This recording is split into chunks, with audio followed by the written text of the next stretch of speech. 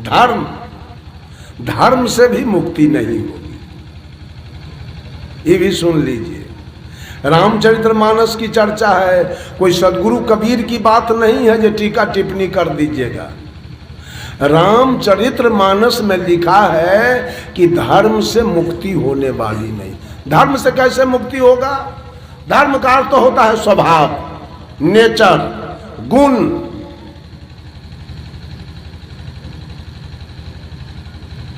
जैसे गाय का स्वभाव है घास खाना, अब बाघ का स्वभाव है मांस खाना, बगुला का स्वभाव है मछली खाना, गिद्ध का स्वभाव है मांस खाना, अब भौरा का स्वभाव है फूल का पराग लेना।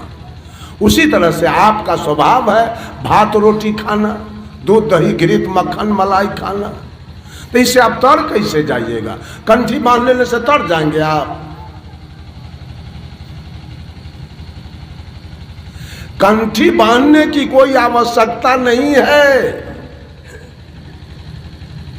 गधा के गले में कोई कंठी नहीं है, अपने नियम पर, अपने धर्म पर गधा चल रहा है। आज तक है कोई कहने वाला कि कह दे कि गधा का बेटा मांस खा रहा है, चाहे गधा के बाप मांस खा रहा है? कोई कहेगा? गधा, धर्म भी दो प्रकार के होते हैं, एक प्राकृतिक और एक कृत्रिम। आज तक गधा अपने प्राकृतिक धर्म पर चल रहा है, आज तक वो शुद्ध शाकाहारी है। तो गधा तर जाएगा? गधा घास खा के तर जाएगा? अब बगुला मछली खा के तर जाएगा? बाघ मांस खा के तर जाएगा? घोंघा सितुआ माटी खा के तर जाएगा? वो तो प्राकृतिक धर्म है। धर्म गीत गाना नहीं है, धर्म हारमोनियम ढोलक बजाना नहीं है, धर्म सुमिरन ध्यान करना धर्म नहीं है, धर्म गंगा जमुना में नहाना नहीं है, धर्म काशी प्रयाग जाना नहीं है, धर्म स्तुति विनती करना नहीं है। धर्म का अर्थ सीधा स्वभाव होता है, नेचर, गुण।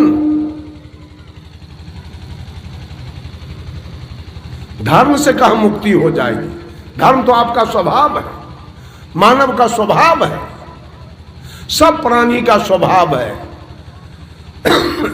धरती पर जितने भी प्राणी हैं सब अपने अपने धर्म पर चल रहे हैं, सब अपने अपने स्वभाव पर चल रहे हैं, सब अपने अपने नेचर पर चल रहे हैं, सब अपने अपने गुण पर चल रहे हैं। तो इससे वैकुंठ हो जाएगा?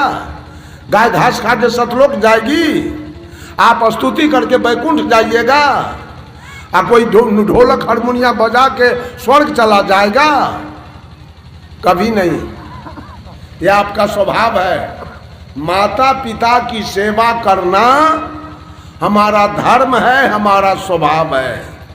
शुद्ध शाकाहारी रहना हमारा धर्म है, हमारा नेचर है, हमारा गुण है, हमारा स्वभाव है। साग सब्जी भात रोटी खाना, काजू किशमिश बादाम मुनक्का छोहारा खाना, सेव संतरा अनारस बेदाना खाना, आम लीची कटहर केला अमरूद खाना, आलू गोभी टमाटर बैगन सीम परवल खाना, मूंग मसूर खेसारी अरहर चना खाना, चावल गेहूं मकई ज्वार बाजरा खाना। ये मेरा नेचर है, मेरा गुण है, मेरा स्वभाव है और मेरा धर्म है। इससे मुक्ति नहीं होने वाली।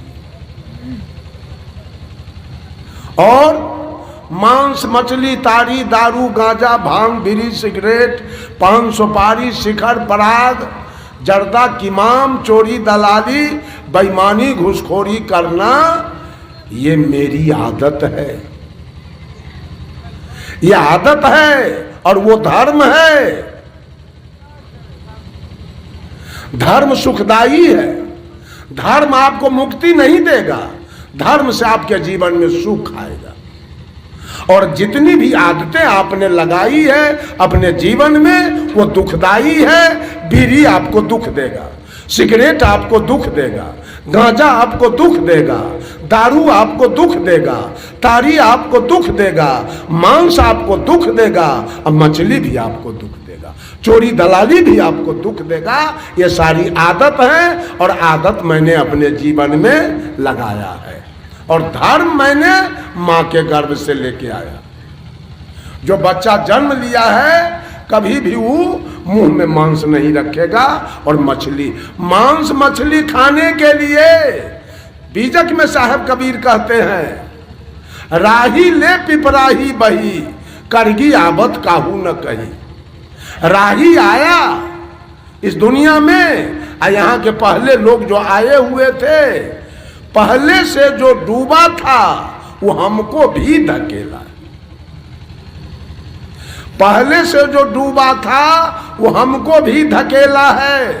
पहले से जो मांस मछली खा रहा था, खा रही थी औरत और खा रहे थे मर्द, वो बेटा बेटी को जबरन मुंह में ठेल कर खिया कर और आदत लगा दिया। मांस मछली खाना हमारा धर्म। गाय भैंसी के बच्चा अगर खुल जाए और खेत में जाए तो क्या खाएगा? मांस खाएगा कि घास खाएगा? उसका धर्म है घास खाना, वो घास खाएगा, वो मांस नहीं खाएगा।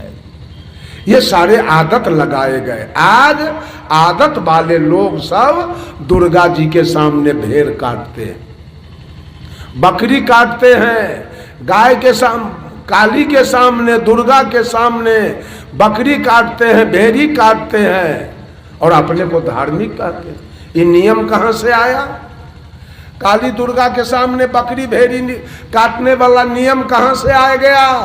साहब कबीर ने कहा मुसलमानों से, दिन में रखते हो रोजा, रात न तो हो गाय, यह खून वह बंदगी, कस कर खूस खुदाए।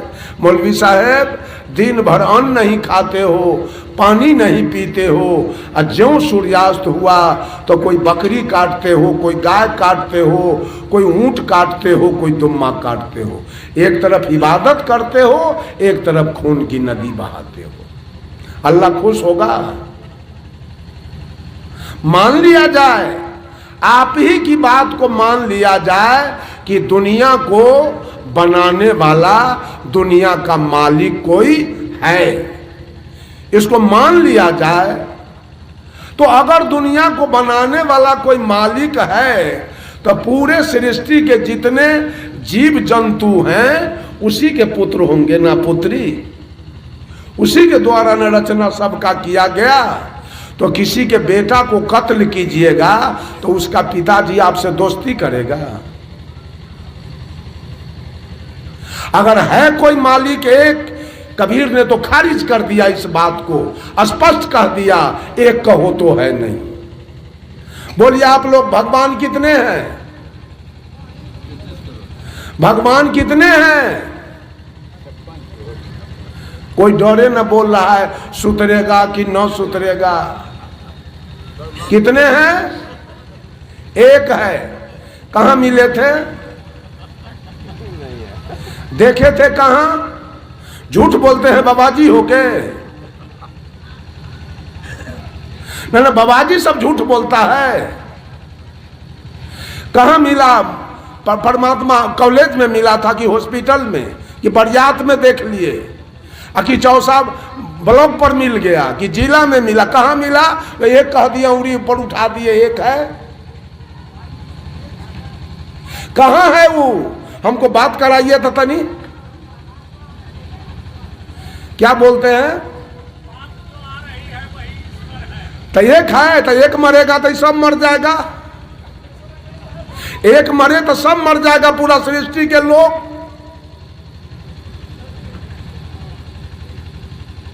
अगर आप किसी कॉलेज में जाइए, किसी हाई स्कूल में जाइए और कहिए वहां जाकर कि इसमें से एक लड़का कलेक्टर बनेगा और लड़का से कपार फोड़ देगा कि छोड़ देगा? बोलिए बोलिए, कपार फोड़ेगा कि छोड़ देगा? कैसे जान गए कि एक लड़का इसमें से कलेक्टर बनेगा और कोई न बनेगा? कैसे आप समझ गए भगवान एक है? अगर भगवान एक है तो अरबा चावल खाता है कि गाय? अब जवाब लाइए। भगवान एक है सो बतासा खाता है कि गाय कि सुगर? तीनों में से क्या खाता है वो? उसको क्या पसंद है?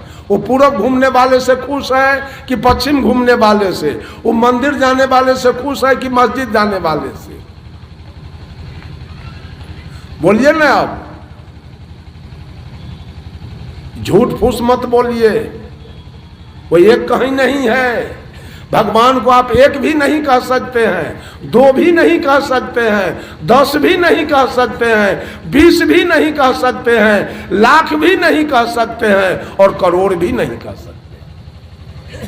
एक कहो तो है नहीं, और दूजा कहो तो गारी है। जैसा रहे पुनि तैसा, कहीं कबीर बिचारी। वो न एक है, न दो है, न 5 है, न 10 है, न लाख है, न करोड़ है।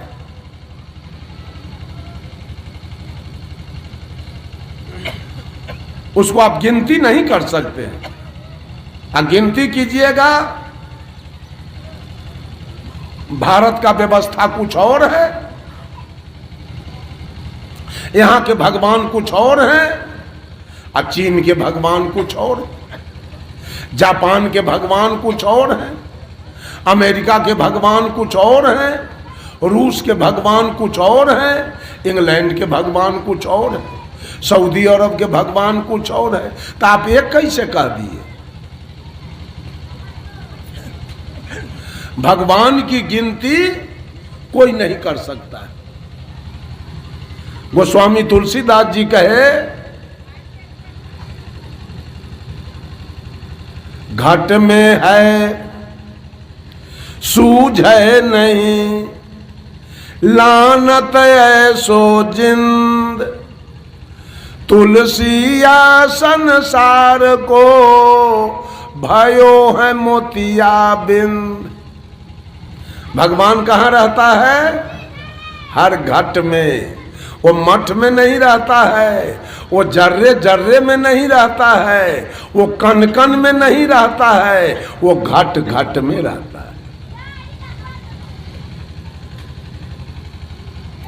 मुसलमान लोग कहा खुदा जर्रे जर्रे में है, अब पंडित जी लोग कहे भगवान कण कण में है।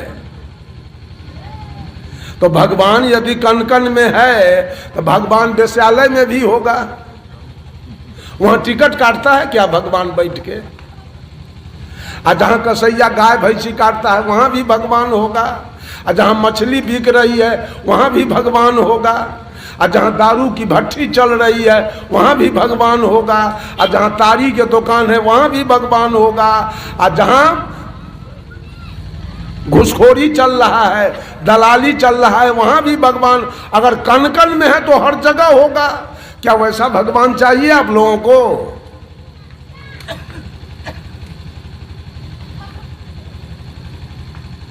एक बात और जान लीजिए, घट घट में भी भगवान नहीं है। घट घट में भी नहीं है। अब घट घट में होता तो जो आदमी बीड़ी पी रहा है वहां भगवान है, जो सिगरेट पी रहा है वहां भगवान है, जो दलाली खा रहा है वहां भगवान है, जो घूस खा रहा है वहां भगवान है, जो तारी पी रहा है वहां भगवान है, जो मांस खा रहा है वहां भगवान है।